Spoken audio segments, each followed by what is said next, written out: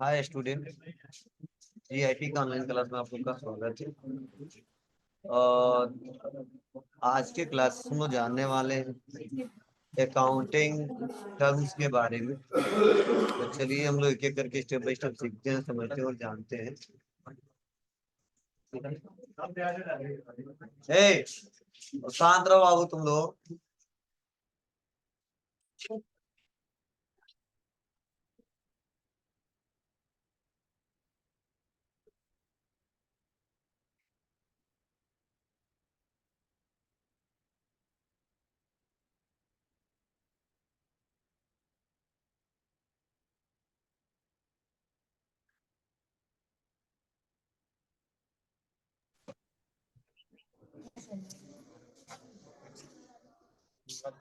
Sir पूछिए।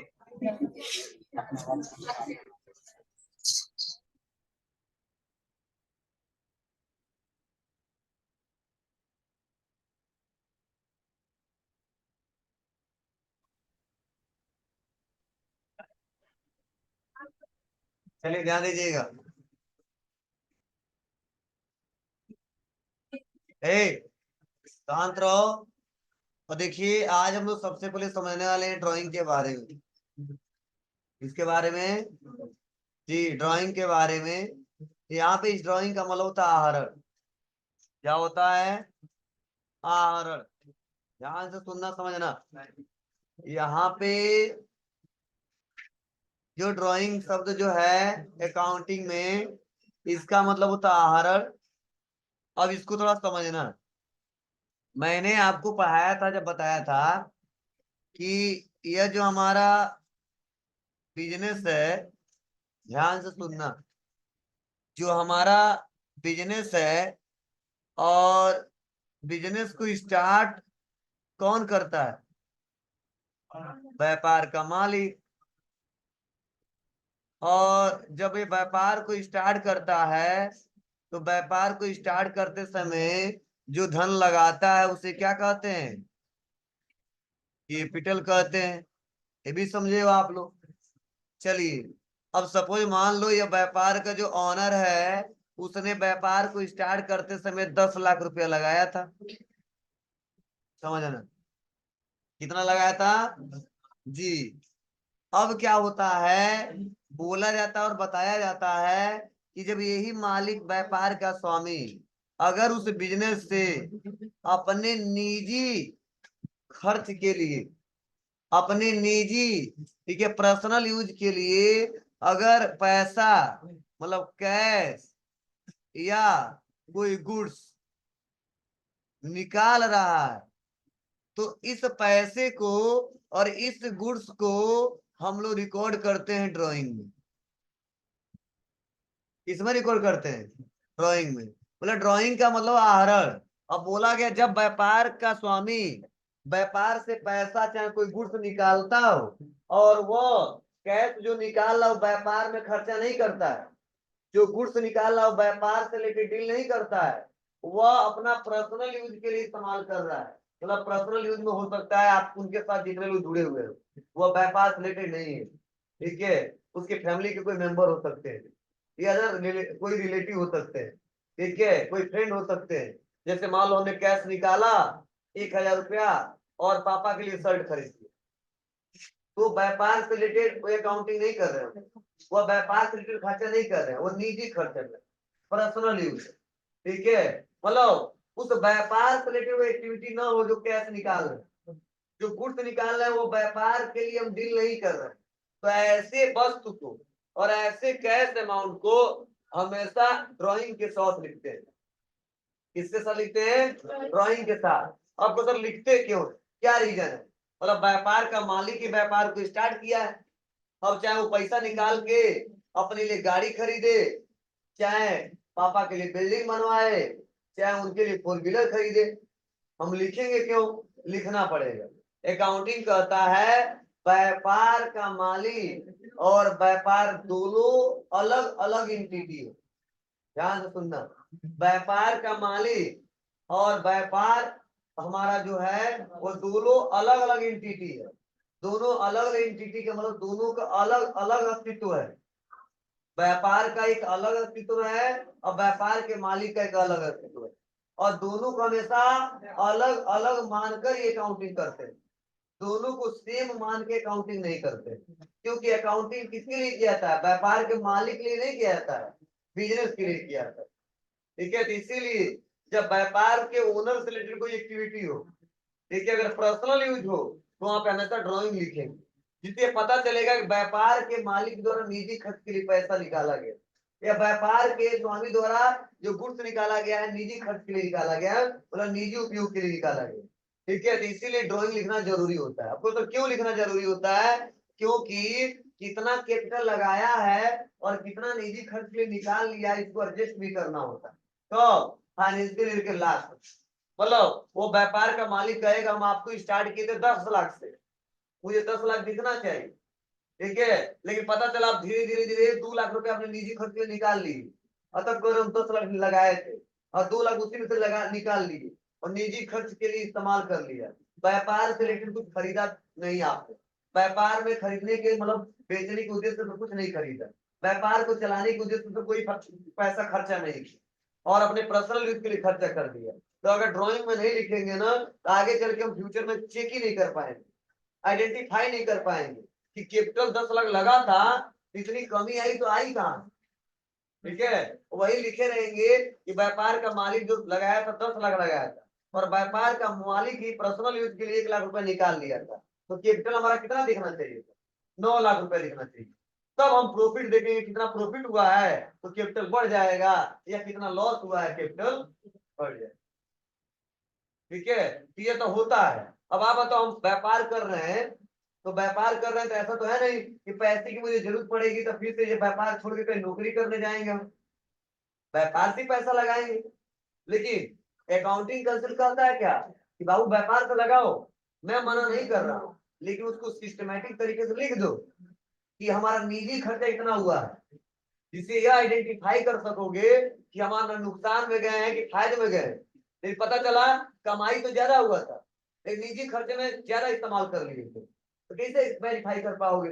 बार बार capital दिखेगा 10 लाख और मान लो प्रॉफिट हुआ 2 लाख, और पता चला प्रॉफिट 2 लाख दिख रहा है और फिर भी हमारा बैलेंस कम हो गया। क्यों कम हो गया? निजी खर्च तो लिखवे नहीं किए, कमाते गए और निजी खर्च के लिए इधर उधर उड़ाते गए, कहीं बर्थडे पार्टी में तो कभी शादी ब्याह में, कभी कहीं कहीं, और लिखवे नहीं किया, तो आगे चल के कहाँ वेरीफाई हो पाएगा? तो व्यापार का मालिक वो नहीं करेगा, कौन करेगा? जो अकाउंटिंग करेगा, जो अकाउंटिंग करेगा वो करेगा। हम व्यापार का मालिक एक बस इतना बता देगा कि बाबू हम पैसा निकाल रहे हैं इस यूज के लिए, अब इस यूज में मतलब ये नहीं ये कहेगा कपड़ा खरीदने के लिए, रिचार्ज कराने के लिए, इतना नहीं बताएगा तुमको डिटेल, बस कह देगा कि पर्सनल यूज के लिए निकाल, तो जो बताने वाला बता देगा, जो नहीं बताने वाला नहीं बताएगा। बस इतना समझना, व्यापार के मालिक द्वारा निकाला गया तो तुरंत रिपोर्ट करेंगे। बोलो, अब 10 हजार ले जा रहा व्यापार का मालिक, तो पूछेगा क्या करोगे? तुम्हारा पर्सनल यूज के लिए लेके जा रहा है, लिख लो। अब पता नहीं क्या करेगा वो, तो कहेगा चलो आज ही नौकरी से भागो घर जाओ, हम दूसरे को बुलाते हैं, तुम कौन होते हो मेरा डिटेल जानने वाले? ठीक है, बस वो बता दिया कितना निकाले, इस खर्च के लिए निकाले हैं, बाबू रिकॉर्ड करो, जिससे आगे चल के हमारा बीपी कंट्रोल में रहे। बीपी कंट्रोल हो रहा है ना, पता लगा निजी खर्च के लिए पूरा खर्चा करते गए, हमको पता है 10 लाख लगाया था और कमा लिया 3 लाख रुपए, इसको तो 12 लाख होना चाहिए, 13 लाख, तब पता चला 5 लाख हो गए। तो पता चला अच्छा निजी खर्च तो ज्यादा कर लिया है। और शुरू से जब लिखते रहेंगे तो हमेशा पैसा घटता बढ़ता रहेगा, अच्छा पैसा घटता बढ़ता रहेगा तो हम फ्लो भी देखते रहेंगे कि कैपिटल कितना घटा और कितना बढ़ा, कितना घटा कितना बढ़ा, कितना घटा कितना बढ़ा, जिसे हम आइडेंटिफाई कर लेंगे और थोड़ा सा खर्चा थोड़ा कंट्रोल करेंगे। नहीं तो कंट्रोल नहीं होगा तो आगे चल के एक ही बार साल भर में एक बार पता चलेगा तो दिक्कत हो जाएगी। ठीक है, नुकसान हो जाएगा। नुकसान लोग क्या कई लोग चले जाते हैं, हाँ देखिए बार, देखिए बीपी ज्यादा बढ़ जाता है। किस कारण बढ़ जाता है? कि उनको लगता था कि 10 लाख रुपए का 10 लाख है ही है और खर्चा कर लिए ज्यादा। ठीक है, कर्जा ज्यादा हो गया, संपत्ति कम हो, ठीक है, तो टेंशन हो जाता है, हर व्यापारिक कंडीशन में ऐसा हो जाता है। चलिए, अगर कोई पूछता है ड्राइंग किसे कहते हैं, क्या जवाब देंगे? जब व्यापार के मालिक द्वारा व्यापार से कोई गुड्स या कोई कैश अमाउंट व्यापार के निजी खर्च के लिए, मतलब बिजनेस के निजी खर्च के लिए वो पैसा निकाला जाए, उसमें किसमें रिकॉर्ड करते हैं? ड्राइंग में रिकॉर्ड करते हैं, उसे ड्राइंग करते हैं। मतलब व्यापार के स्वामी द्वारा निजी खर्च के लिए निकाला गया धन या कैश, मतलब या कोई वस्तु क्या कहलाता है? ड्राइंग कहलाता है। क्या कहलाता है? ड्राइंग कहलाता है। नोट्स मिलेगा, लिखिए मत, एकदम प्योर शब्दों में लिखा गया हिंदी में। ठीक है, परेशान मत होइए, नोट्स दिलवा देंगे। ठीक है, अगले हफ्ते मिल जाएगा आपको, बस कंसेप्ट समझिए, आगे चल के दिक्कत नहीं होगी। हाँ, इतना जो डायग्राम बनाते हैं तो थोड़ा बहुत अगर आपको लग रहा है कि सही है तो उसको लिख लिया करिए, आगे काम देगा। तो ये क्लियर है सबको? तभी हम 3 वर्ड बताए आपको। पहला कैपिटल, फिर से एक बार रिपीट करता हूँ, कैपिटल। कैपिटल हम क्या समझाए थे?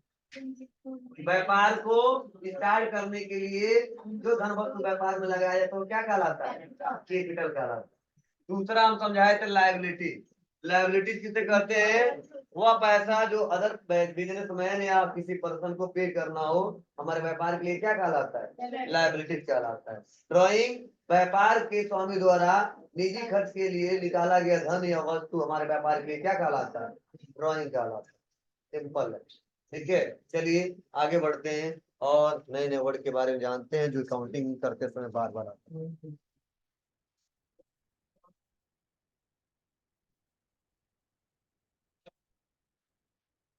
चलिए, अब हम लोग समझने वाले एसेट्स।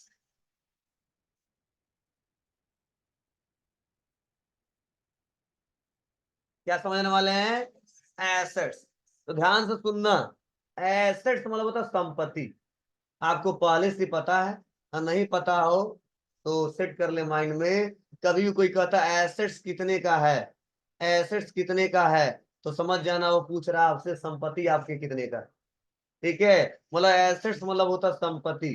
ठीक है, मतलब पूछा है एसेट्स का अपना डिटेल बताओ, मतलब अपने संपत्ति का डिटेल बताओ। ठीक है, तो ध्यान दीजिएगा। अब अकाउंटिंग करते समय एसेट्स किसी किसी कहते हैं और कौन कौन से नाम आ सकते हैं, ठीक है, यह जानना बहुत जरूरी है। ठीक है, या अगर हमको बताना हो तो एसेट्स किसे कहते हैं, वो हम कैसे बताएंगे, वह चलिए हम लोग एक एक करके स्टेप बाय स्टेप सीखते हैं, समझते हैं और जानते हैं। तो देखिए,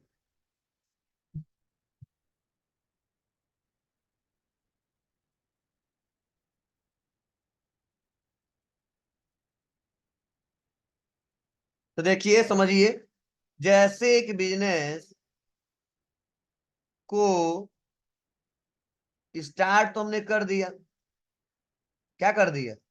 स्टार्ट कर दिया। तो आप बताओ, जब स्टार्ट करते हैं तो हम लोग कैश लगाते हैं कि नहीं लगाते हैं? लगाते हैं।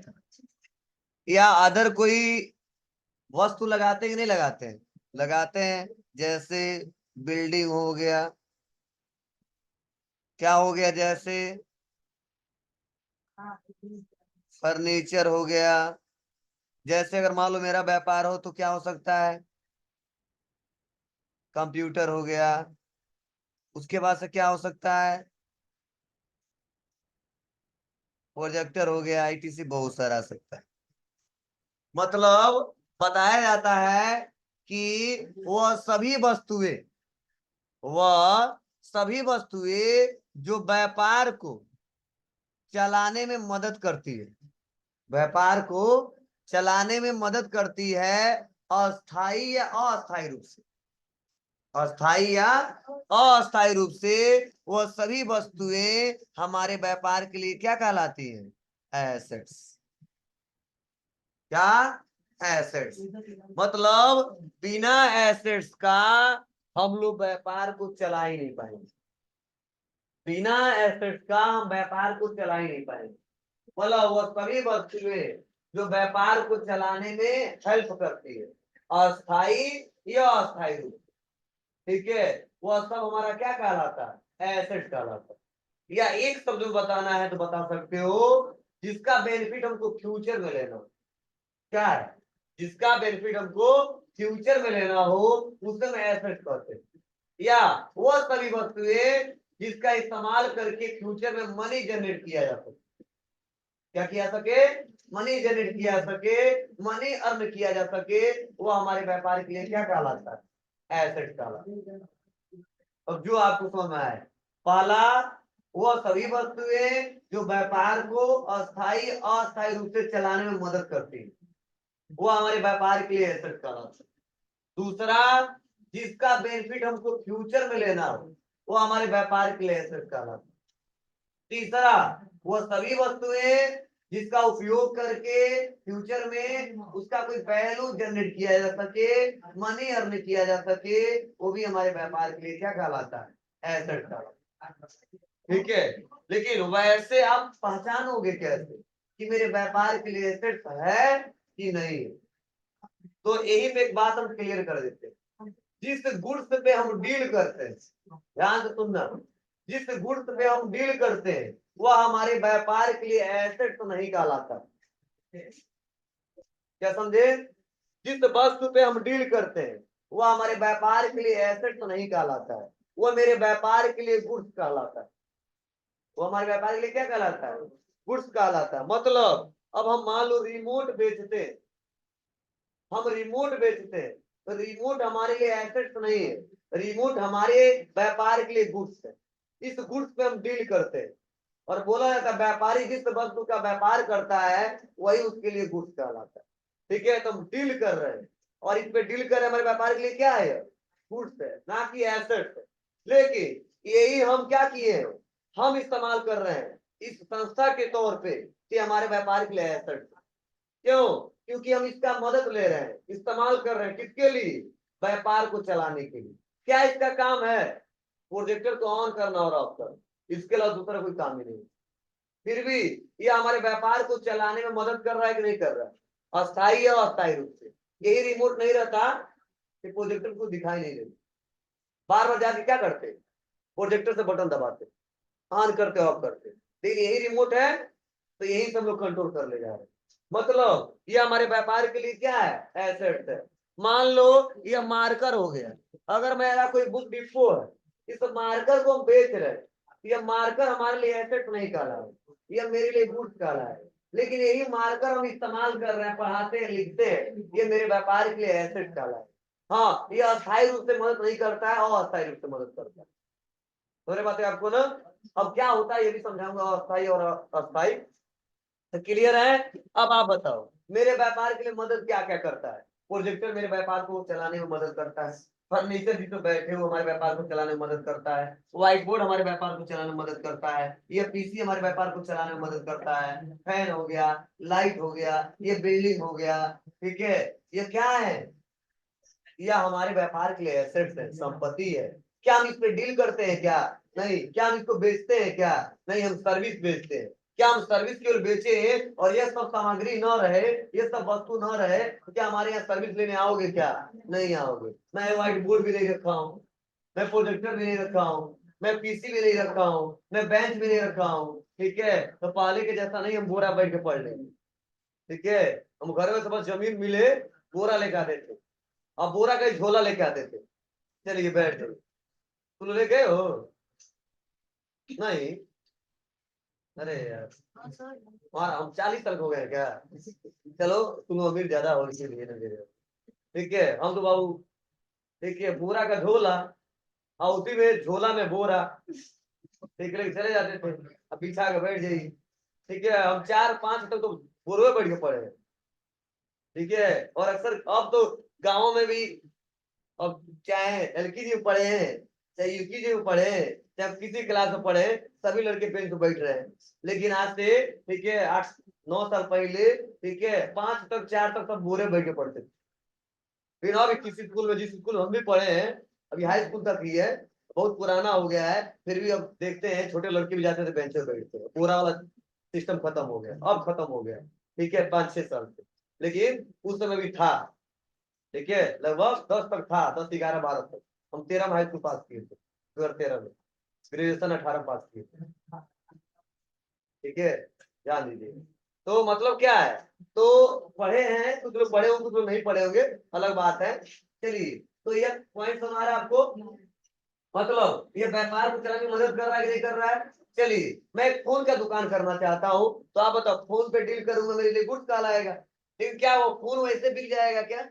नहीं यार, उसके लिए हम लोग थोड़ा बिल्डिंग खोजेंगे, रेंट पे ले लेंगे, या खुद का होगा बनवाएंगे, उसमें रैक बनवाएंगे, अच्छे से पैक करवाएंगे उसको।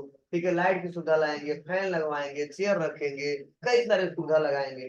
अगर अगर व्यवस्था हो तो एसी भी लगवा देंगे। ठीक है, कई सारी सुविधाएं हम देंगे, तब हमारे पास कस्टमर आएगा। कस्टमर अंधेरे में खरीदने नहीं आएगा, पता है अंधेरे में जाओ तो पीटने लगो, ठीक है, पैसे तो छीन लो तो, ठीक है, उजाले में जाना है। तो क्या है, मतलब यही है, व्यापार को चलाने के लिए वह सभी वस्तुएं जो हेल्प करती हैं वो क्या कहलाता है, क्या कहलाता है। क्लियर है, कोई दिक्कत? चलिए बता ले जाएंगे। अब चलिए, अब हम थोड़ा सा और सिस्टमेटिक तरीके से समझते हैं। ये तो हमने आम भाषा में समझाया आपको कि क्या कैसे है, लेकिन अब हम पहचानेंगे कैसे कि यो आएगा तो एसेट्स है कि क्या है, यो आएगा तो एसेट्स है क्या है, मतलब लाइबिलिटी है कि कैपिटल है कि ड्राइंग में जाएगा, किस में जाएगा, ये भी तो पहचानना बहुत जरूरी है। तो चलिए हम थोड़ा पहचान लेते हैं इसको एक एक करके।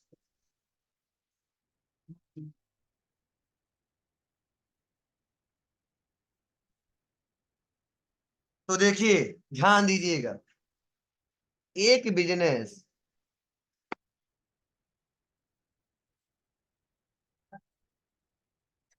चलो अब व्यापार को चलाने के लिए मैक्सिमम व्यापारी के पास इस समय कंप्यूटर भी रहता है, बोलो, ठीक, मैक्सिमम व्यापारी के पास बिना फर्नीचर का काम ही नहीं चलेगा, बोलो, फर्नीचर रहता है। इसके अलावा उसके पास कैश रहता है, उसके बाद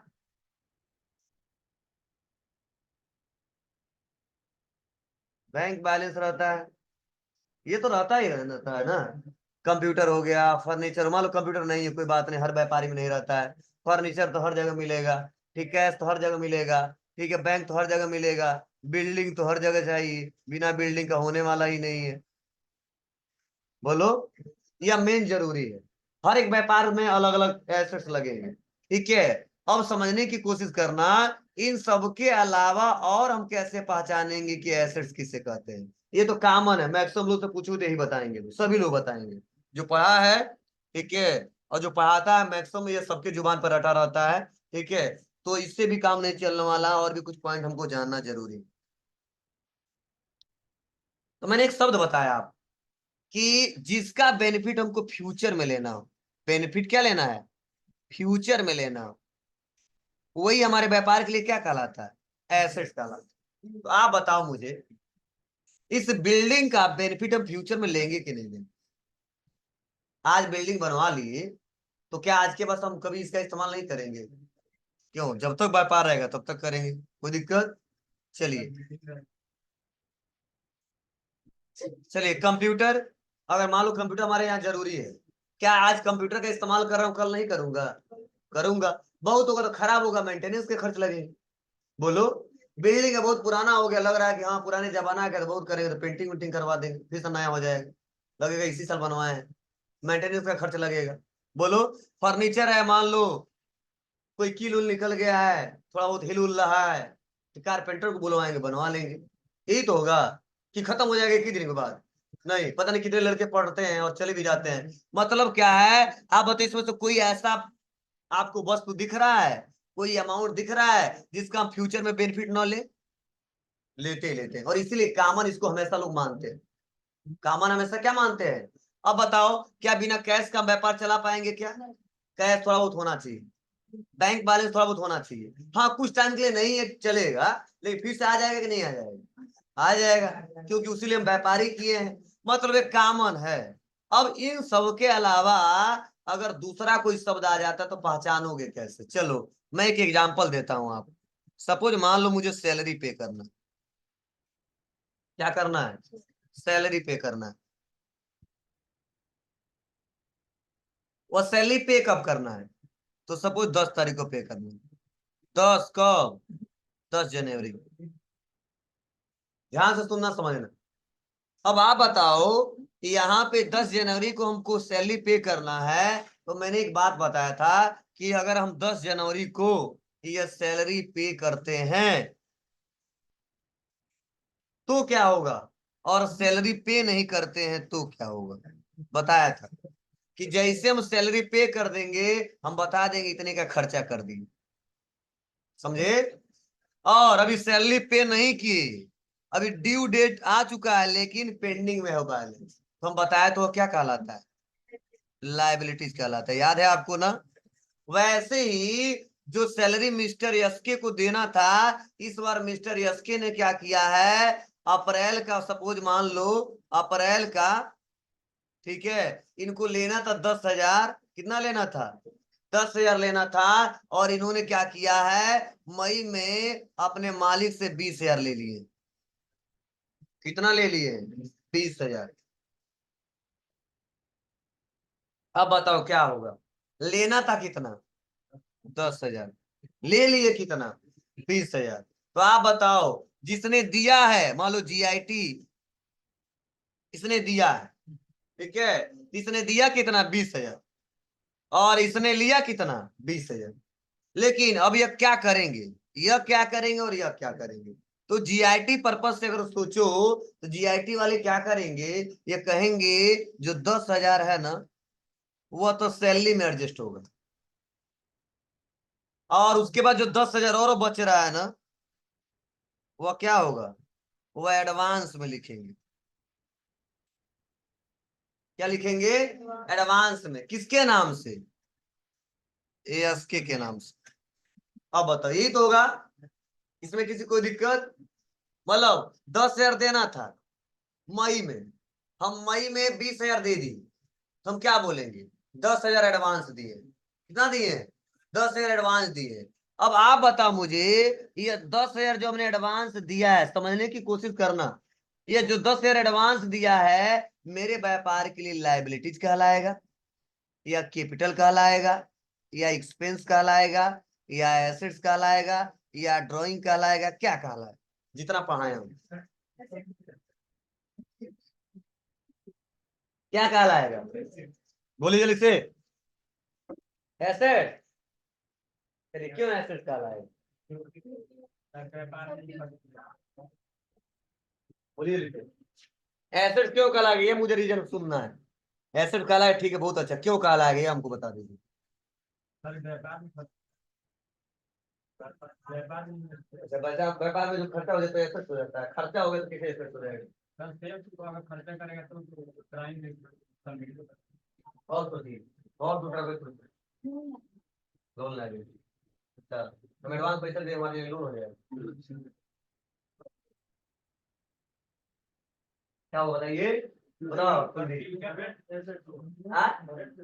ऐसे करेक्ट एसेट्स होगा, क्यों होगा बाबू, 10,000 एडवांस दे रहे हैं, हाँ, एडवांस का क्या होगा, हाँ, हाँ ध्यान देना, मैंने अभी पढ़ाया है कि वो अमाउंट, वो वस्तु जिसका बेनिफिट हमको फ्यूचर में लेना है। मतलब इस 10,000 का बेनिफिट हमको फ्यूचर में लेना है, फ्यूचर में क्या लेना है, अब पूरा मई भर पढ़वाएंगे, 1 रुपये पे नहीं करेंगे, क्यों, क्योंकि मई का पैसा हम पहले दे देंगे, हम कहेंगे हमको दो, हाँ कहेंगे दो, फीस एडवांस लिखेगा, बोलो, मतलब जो पैसा जो मैं किसी को एडवांस दे दिया हूं, चाहे काम करवाने के वास्ते या वैसे, वो हमारे व्यापार के लिए क्या कहलाएगा, एसेट कहलाएगा, क्या कहलाएगा, एसेट कहलाएगा। आज नहीं तो कल उसका बेनिफिट लेंगे, आज नहीं तो कल उसका बेनिफिट हम लेंगे, क्या कहेंगे उसे, एसेट कहेंगे, क्लियर है। चलो, ये रेंट हम देते हैं, हर महीने पे करते हैं, लेकिन मकान मालिक आया और कहा हमारे घर शादी है, थोड़ा 2-4 महीने का रेंट हमको दे दो, ठीक है, और मेरे पास पैसा है और लग रहा है कि हाँ दे सकता हूँ, हमने दे दिया, तो आप बताओ, इस महीने का रेंट हमको देना, तो 4 महीने का रेंट दे दिया, मतलब 3 महीने का एडवांस दे दिया, मतलब अगले 3 महीने तो हम इसका यूज करेंगे, 1 रुपया पे नहीं करेंगे, हाँ उसको जरूरत पड़ी तो मांग सकता है, फिर से एडवांस में रिपोर्ट करेंगे, लेकिन 3 महीने तो एडजस्ट करेंगे, ठीक है, उसको फिर से ले लिया, फिर से हम दे देंगे, ठीक है, ऐसा नहीं कहेगा कि हमारा किराया बाकी है, हम कहेंगे इनको एडवांस, ठीक है, क्लियर है सबको, ठीक है, मतलब वो पैसा जो मुझे फ्यूचर में, भविष्य में किसी से लेना है, वो हमारे व्यापार के लिए एसेट्स का, वो वस्तु जिसका बेनिफिट हमको फ्यूचर में लेना है, हमारे व्यापार के लिए एसेट्स कहलाएगा, और वो पैसा जो हमको फ्यूचर में देना है, हमारे व्यापार के लिए लायबिलिटी। अब हजारों नाम आ सकते हैं, रटवाएंगे नहीं, वो रटते रह जाओगे, कंसेप्ट क्लियर रहेगा, जवाब दे जाओगे, क्लियर है, कोई दिक्कत तो नहीं है, मजा आ रहा है पढ़ने में। अब देखिए, अब इसमें भी थोड़ा सा कुछ पहचान करना हमको। एक और पॉइंट हम बताते हैं आपको कि मेरा मतलब ज्यादातर ये एक कंडीशन आते हैं और एक दूसरा कंडीशन आता है कि हम जब कोई गुड्स सेल करते हैं। अब आप बताओ सेल किसे करते हैं? हम कल ही पढ़ाए थे, कस्टमर को। सेल किसे करते हैं? कस्टमर को। और अकाउंटिंग के भाषा में कस्टमर को क्या बोलते हैं? Sundry debtors. क्या बोलते हैं? Sundry debtors. और सन्ड्री डेबिटर वाला पैसा क्या होता है? हमारे व्यापार के लिए एसेट्स होता है। अब समझने की कोशिश करना, अब तो ये कैसे होता है। मैंने एसके ने पीके को, एसके के लिए पीके क्या है? कस्टमर है। इन्होंने 100 रुपए का सामान बेच दिया। किन्होंने? एसके ने। और पीके ने बोला हम अगले महीने में 10 तारीख को 100 रुपया पे करेंगे। तो आप बताओ ये 100 रुपया लेना है कि देना है? लेना है। तो हम बोले ना कस्टमर को अकाउंटिंग के भाषा में क्या लिखेंगे? Sundry debtor. तो 10 रुपया जो दिखाएंगे या 100 रुपये दिखाएंगे सन्ड्री डेबिटर में दिखाएंगे। और ये 100 रुपये जो रहेगा हमारे व्यापार के लिए एसेट्स होगा। क्यों? क्योंकि आज नहीं तो कल वो पैसा देगा और फ्यूचर में इसका बेनिफिट लेंगे। और इसलिए कस्टमर वाला जितना पैसा बकाया रहता है वो हमारे व्यापार के लिए संपत्ति होता है, एसेट्स होता है। अब भले ही बेईमान हो लेकर भग जाए तो अलग बात है, वो आगे की बात है। अब कैसे रिपोर्ट करें वो अलग बात। अभी हम चर्चा करेंगे उसके बारे में। इतना क्लियर है? नहीं हो तो लिख लेंगे कि जिससे हम सेल करते हैं उसे बोलते हैं कस्टमर। और कस्टमर को अकाउंटिंग के भाषा में बोलते हैं सन्ड्री डेबिटर। और सन्ड्री डेबिटर वाला पैसा होता है एसेट्स।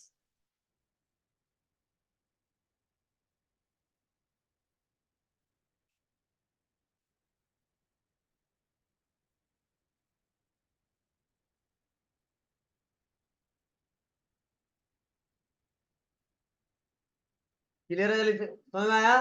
चलिए अब जल्दी जल्दी इसके टाइप्स हम समझ लेते हैं। और भी बहुत कंसेप्ट है, ठीक है, समझना हम लोग को। देखिए टाइप्स ऑफ एसेट्स, एसेट्स के भी दो टाइप्स होते हैं। एसेट्स के भी दो टाइप्स, एक करेंट एसेट्स, एक फिक्स एसेट्स। जिसे बोलते हैं non current assets. Non current assets भी बोलते हैं, पता मत होइएगा, ठीक है। तो ध्यान देना, लेकिन मैक्सिमम लोग जानते हैं क्या? करेंट एसेट्स, दूसरा फिक्स एसेट्स। फिक्स एसेट्स को नॉन करेंट एसेट्स भी कहते हैं, लेकिन ज्यादातर लोग जानेंगे फिक्स एसेट्स। ज्यादातर ज्यादातर लोग से सुनोगे fix asset, fix asset, fix asset. तो नॉन करेंट हम नहीं बताते हैं, इसलिए बताते हैं करेंट एसेट्स और फिक्स एसेट्स। आप कहो सर करेंट एसेट्स क्या होता है और फिक्स एसेट्स क्या होता है? तो कल ही जैसा एग्जांपल है। करंट एसेट्स क्या होता है? यह शॉर्ट टर्म बेसिस होता है, ठीक है। और यह लॉन्ग टर्म बेसिस होता है। अब शॉर्ट टर्म बेसिस और लॉन्ग टर्म बेसिस को मैं थोड़ा सा अच्छे से समझाता हूँ। मतलब वह सभी वस्तुएं, वह सभी अमाउंट जिसका बैलेंस लगातार उस फाइनेंशियल ईयर में घटता बढ़ता रहता है उसे बोलते हैं करेंट। और वह सभी वस्तुएं, वह सभी अमाउंट जिसका क्या है वैल्यू साल में एक बार घटे बढ़े या साल भर के बाद घटे बढ़े उसे बोलते हैं फिक्स। जैसे मान लो हमारा यह कंप्यूटर है, कंप्यूटर हमारा फिक्स है, इसका बैलेंस डेली घटेगा बढ़ेगा नहीं, ठीक है। जैसे हमारा प्रोजेक्टर है, कई साल इसका यूज करेंगे, कई साल मनी जनरेट करेंगे, समझे ना। फैन हो गया, बिल्डिंग हो गया, क्या है हमारे फर्नीचर हो गया, ये सब हमारे क्या है? Fix asset. करंट एसेट मतलब जिसका बैलेंस लगातार घटता बढ़ता रहे, ठीक है। लगातार घटता बढ़ता क्या रहता है? जैसे कैश मेरे पास है, कैश आज 500, कल 1,000 हो सकता है, अगले दिन 0 हो सकता है, फिर अगले दिन 5 लाख रुपया हो सकता है। बैंक बैलेंस है, बैंक में आज कुछ है, कल है कि नहीं है, अगले दिन बढ़ सकता है, ठीक है। इसीलिए ये भी हमारा करेंट एसेट। और क्या हो सकता है? जो उधार माल हम बेचे हैं, आज हम 500 का बेचे हैं, कल 1,000 का हो सकता है, अगले दिन 1,000 जमा कर दिए 0 हो सकता है, फिर अगले दिन हम 5,000 का बेचेंगे 5,000 हो सकता है। मतलब उसका भी बैलेंस हमेशा घटता बढ़ता रहता है। पर इतना समझना, वो सभी वस्तुएं, ठीक है, वो अमाउंट, ठीक है, जो हमारा एसेट्स है लेकिन उसका बैलेंस लगातार उस फाइनेंशियल में घटता बढ़ता रहता है, ऐसे एसेट को बोलते हैं करंट एसेट, और जिसका बैलेंस एक साल में एक बार या एक साल से ज्यादा, ठीक है, उसको हम बोलते हैं क्या, फिक्स एसेट। तो ज्यादातर इसमें क्या क्या आता है, बिल्डिंग आता है, लैंड आता है, ठीक है, उसके बाद से प्रोजेक्टर आएगा, कंप्यूटर आएगा, फर्नीचर आएगा, ठीक है, या व्हीकल्स आ जाएंगे, ठीक है ना, ये सब क्या है, या फिक्स एसेट है। जैसे व्हीकल मतलब व्यापार को चलाने बहुत सारी गाड़ी है मेरे पास, फर्नीचर, लैंड भूमि, बिल्डिंग, ये सब क्या है हमारे फिक्स एसेट। करंट एसेट में क्या आएगा, कैश आएगा, बैंक बैलेंस आएगा, जो उधार माल बेचे हैं वो पैसा आ जाएगा, ठीक है, ये सब पैसे क्या है हमारे, बोलिए, स्टॉक आ जाएगा, स्टॉक जो पड़ा हुआ है मेरे पास, जितने लाख रुपए का माल पड़ा हुआ है वो भी करंट एसेट है, ठीक है, क्योंकि आज मेरे पास 10 पीस पड़ा हुआ है, कल 50 हो सकता है, अगले दिन 0 हो सकता है, उसके अगले दिन 500 पीस हो सकता है, ठीक है। तो इसमें 5-6 नाम बार बार आते हैं, और नाम तो बहुत आएंगे, जैसा जैसा कंडीशन आएगा वैसे वैसे वो समझेंगे। वो इतना समझना, वो कम समय के लिए है या ज्यादा समय के लिए है, और कम समय और ज्यादा समय देखने के साथ साथ उसका बैलेंस घटता बढ़ता है कि साल में एक बार घटता बढ़ता है, ठीक है। तो ध्यान देना, मैक्सिमम इन्हीं सभी सामानों का बैलेंस साल में एक बार हम लोग मेजर करते हैं। ये जो छोटे मोटे हैं और कम समय के लिए है वो हमेशा घटता बढ़ता रहता है। इसीलिए बोला जाता है कि उस फाइनेंशियल ईयर में जिस एसेट्स का वैल्यू लगातार घटता बढ़ता रहे, ऐसे एसेट को बोलते हैं करेंट एसेट, और जिसका बैलेंस साल में एक बार घटे बढ़े उसे बोलते हैं नॉन करेंट एसेट, मतलब फिक्स। मैंने 5-6 नाम भी बता दिया आपको, ठीक है, क्लियर है सबको। बोलिए, कोई पूछेगा तो बता दोगे आज के बाद से, ठीक है। और भी कोई क्वेश्चन है इससे रिलेटेड पूछ लो हमसे। वही है, करंट जो हमारा है वो अस्थाई है और फिक्स हमारा अस्थाई है।